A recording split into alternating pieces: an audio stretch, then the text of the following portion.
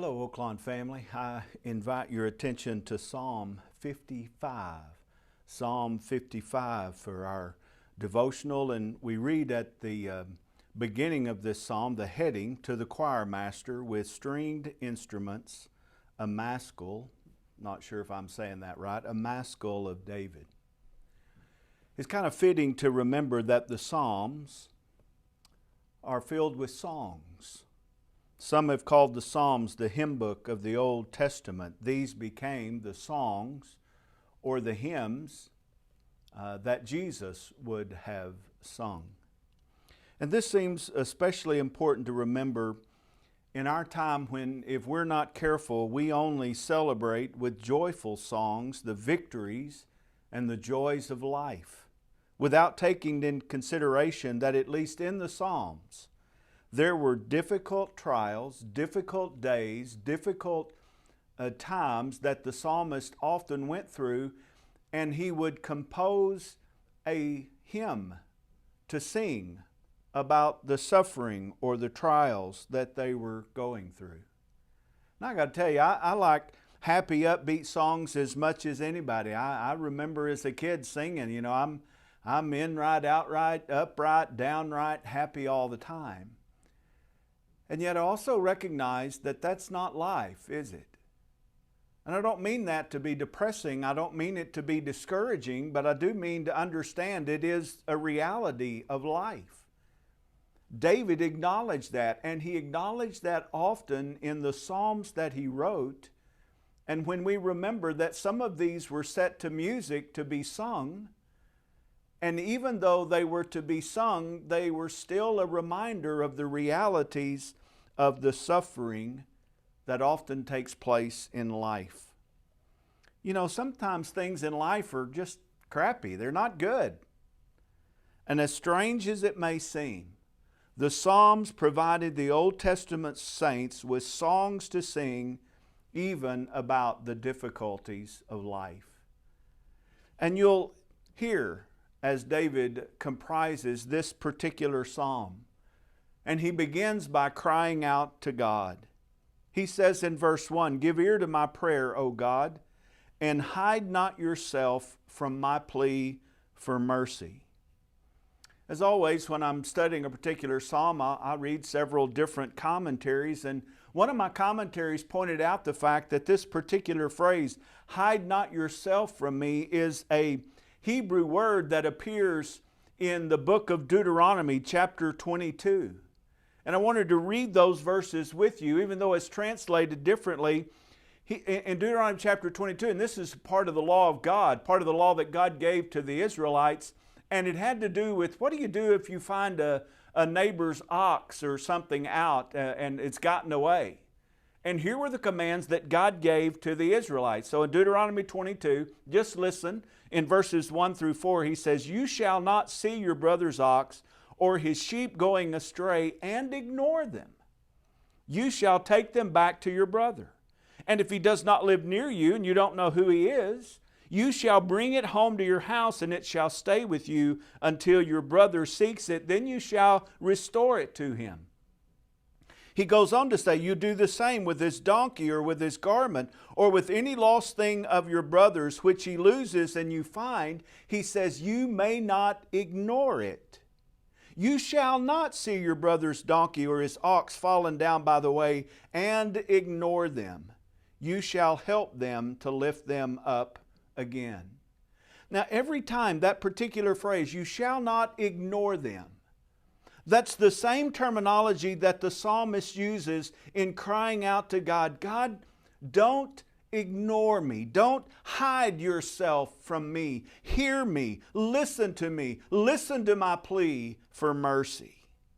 And it's almost as if the psalmist is saying, based on God, your consistency and the fact that you expect this of your children, that if we see somebody in trouble, they've lost their ox, and we find it, we can't ignore them. And David's coming to God and saying, "God, I got some difficulties and I'm crying out to you. Please don't ignore me. Don't hide your face from me." He says in verse 2, attend to me and answer me. I am restless in my complaint and I moan. Another translation reads, I am so upset and distressed, I am beside myself. You ever feel that way? You ever feel like you got so many things going on that you're restless, you can't sit still, you're pacing the floor, you're complaining, you're moaning, and you're just beside yourself. And the question is, why is David beside himself? Well, he tells us in verse 3, because of the noise of the enemy, because of the oppression of the wicked. And listen to the way this is described. For they drop trouble upon me, and in anger they bear a grudge against me. David's enemies, their voices are saying things against David, leading others to revolt against David. They are putting pressure on David. They are hurling trouble and suffering, and it's coming down on David. Perhaps the noise of the enemy or the voice of the enemy, it refers to the battle cry of the surrounding attackers. And it may not seem like much, but when those who are your enemies are constantly threatening and saying things against you, it gets old and tiring after a while. And these attacks were taking their toll on David. So much so that he says in verse 4, my heart is in anguish within me. The terrors of death have fallen upon me. Fear and trembling come upon me, and horror overwhelms me. Do you hear the distress and the desperation in David's words? His heart is in anguish. He is feeling the terrors of death. He describes his fear and trembling that have come upon him. Horrors overwhelm him. Now, honestly, we don't know with certainty the exact things that David's enemies are doing, but we can understand that whatever it is having a very negative effect on David. In fact, he is so overwhelmed. He is so burdened down by all of this. Here's what he wants to happen. He says in verse 6, and I say, oh, that I had wings like a dove. I would fly away and be at rest. Yes, I would wander far away. I would lodge in the wilderness. I would hurry to find a shelter from the raging wind and tempest. There was a commercial years ago, back in the 70s, I think, and it had this tagline, Calgon, take me away. And in the commercial, there was this mother, and she was just overburdened by work and kids and the dog and all these pressures that were upon her, and she just wants to get away. More recently, there was an airline commercial with the tagline, want to get away? You see, I think that's what David is feeling. He wants to get away. He wants out of the situation. He wants to be removed from it. He wants to go somewhere where he's not having to feel the pressures of all that's going on and the enemies that are against him and all of the difficulties that he's facing. In fact, one of my commentaries offered this insight, and he asked this question. He says, have you ever been in such difficult circumstances that you just felt like running away? And that's exactly how David felt. He says, picture a bird quickly taking to flight when danger is present. This is a picture of David's heart. Think about it, not the courage of a lion or the strength of a bear, but the timidity of a startled bird. He thought that the best solution to his trouble was to get as far away from the troublemakers as possible. That's what David wanted to do. We understand that, don't we? We felt that before. Then David prays. Destroy, O Lord, divide their tongues, for I see violence and strife in the city. Day and night they go around it on its walls, and iniquity and trouble are within it. Ruin is in its midst. Oppression and fraud do not depart from its marketplace. That wording in verses 9, 10, and 11, it describes a mob-like environment in the city. We've seen pictures of that in recent days, not too long ago, as mobs were rioting over different things.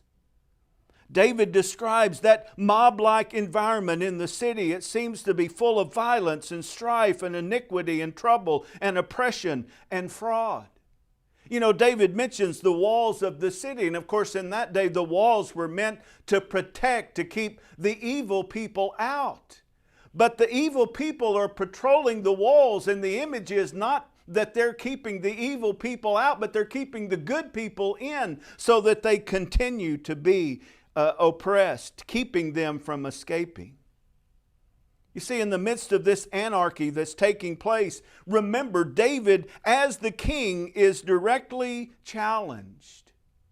He seems to remember how God dealt with arrogant people in Genesis chapter 11. Do you remember when they were attempting to build a tower to the heavens and make a name for themselves? And God broke up their plan by a division of their languages. They were conspiring together to cause violence. And David is asking God to divide their tongues. Put a division among them so that they can't unite together to continue all of this chaos that's taking place. David is asking God to stop them. And if all of this is not enough, all of these difficulties, if that's not enough, David reveals the nature of his relationship with this enemy that he is dealing with. It is someone who at one point in time in David's life, he would have considered his friend. You see, David has been betrayed. Listen to what he says in verse 12. For it's not an enemy who taunts me. Well, then I could bear it. It's not an adversary who deals insolently with me. Then I could hide from him. But it is you, a man, my equal, my companion, my familiar friend. We used to take sweet counsel together within God's house. We walked in the throng. We used to be so close. You were a companion, a friend, my equal. You were someone that I leaned on for advice. We took counsel together. We went to God's house together. Now, we are not told who this betrayer is. Some suggest it was Ahithophel, who was David's most trusted counselor. And if you remember the event when David's son Absalom revolted against him, he was one of the counselors that went with Absalom. And we can't know this for certainty. Some thought that's probably who it was. Others said, I don't think it can be. And while we don't know exactly who it was that had betrayed David, who this enemy was, who at one point in time was a close friend, what we can identify with is how David must have felt. Knowing that someone who was once a close friend, someone that was once a companion of his, had now betrayed him and become his enemy. You know, it's one thing for a friend or an acquaintance to let us down. It's another thing for a former friend to not just let us down, but to actually stab us in the back. It's bad enough to be going through what David is going through. What makes it more difficult is the fact that this is coming from someone who at one time was a close friend. And this person had become so evil and was leading such a rebellion that David prayed. And I'm going to read what he prayed in just a moment. But before I do, I just want you to remember, David was God's chosen king of the nation of Israel. And I believe that position probably at times enabled David to call on God to work in ways that perhaps we don't have. You know, to go against David as God's chosen king of Israel was to go against God. So David prayed this prayer in verse 15. Let death steal over them. Let them go down to Sheol alive, for evil is in their dwelling place and in their heart. Now, I put that little caution before I read that verse because if you got a neighbor down the street that's giving you fits, I'm not sure you should pray for God to send them to their grave. Some see in this prayer not a prayer by David for personal vengeance, but for justice on those who live evil lives, who lead those evil lives against God's king and against God's people. But not only that, but there is a confidence that David displays in verse 16. But I call to God, and the Lord will save me. Evening and morning and at noon, I utter my complaint and mourn, and He hears my voice. He redeems my soul in safety from the battle that I wage, for many are arrayed against me. God will give ear and humble them, He who is enthroned from of old, because they do not change and do not fear God. Times really can be discouraging. However, because God is on His throne, there is always reason for hope. David is confident that God would save. David consistently, persistently, evening, morning, and at noon, cries out to God. He's confident that God will redeem, no matter the battle, no matter how many are against him. God will hear, God will humble. How can David be so confident? Well, as he says in these verses that I just read, he can be so confident because God is on His throne.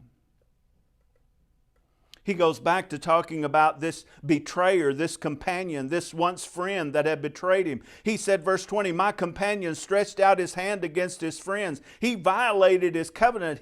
His speech was smooth as butter, yet war was in his heart. His words were softer than oil, yet they were drawn swords.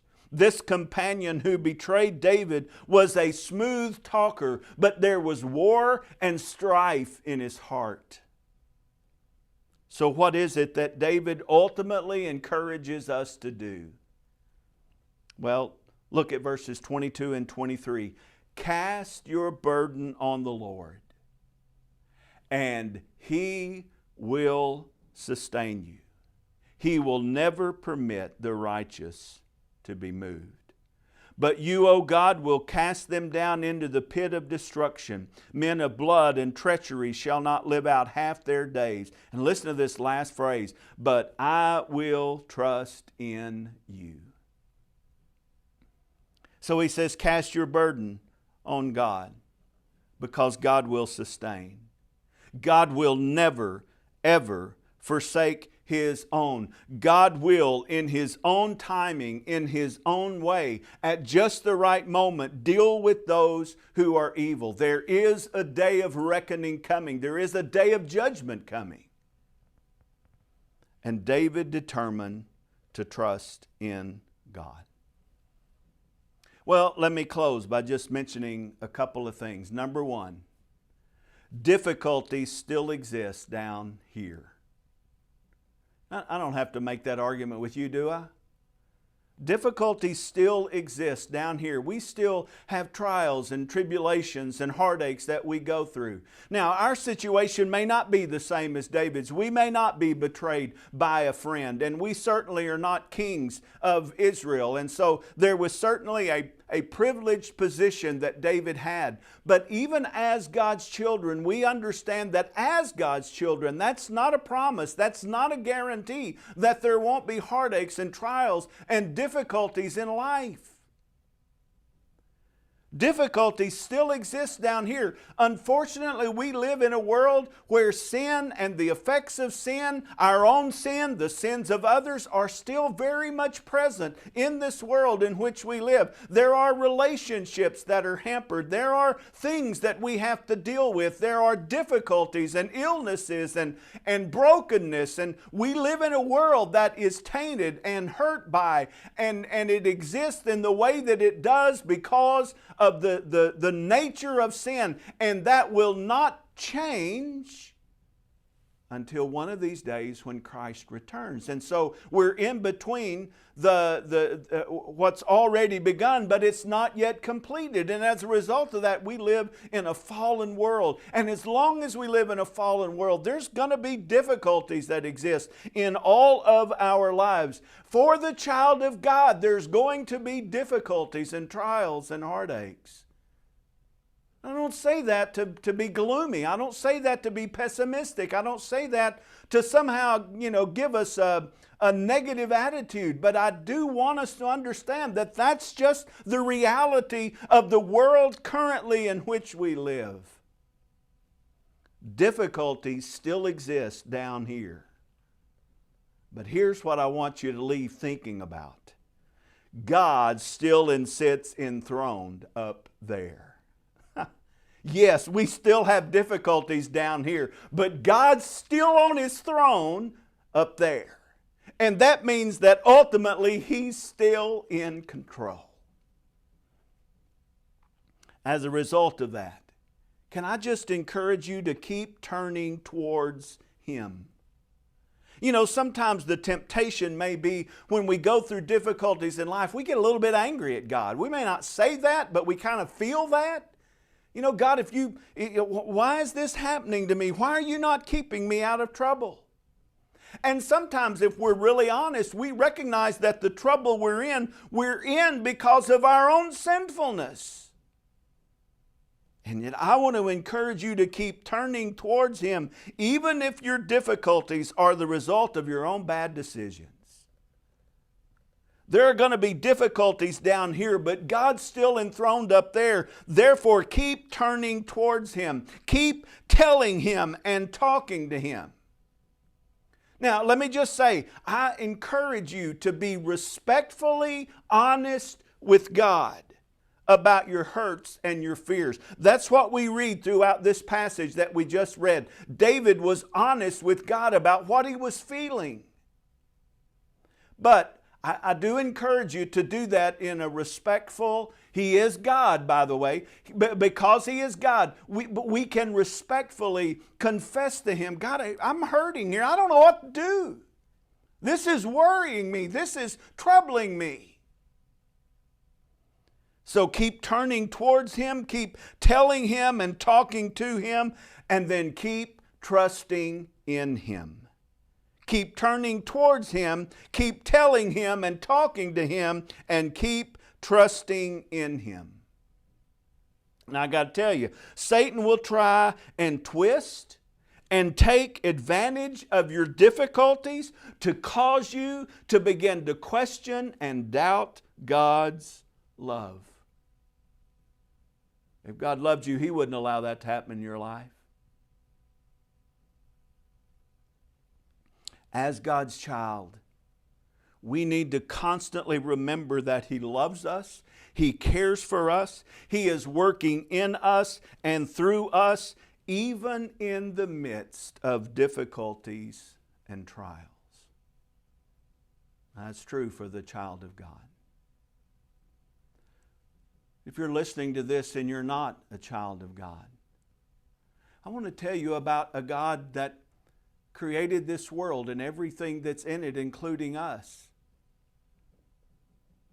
He intended for Adam and Eve to rule the world under Him, but they rebelled against Him, wanted to do things their own way, thought they had a better plan. Satan deceived Eve into thinking that their plan was better, and as a result, they sinned, and it separated the fellowship between man and God, God and man.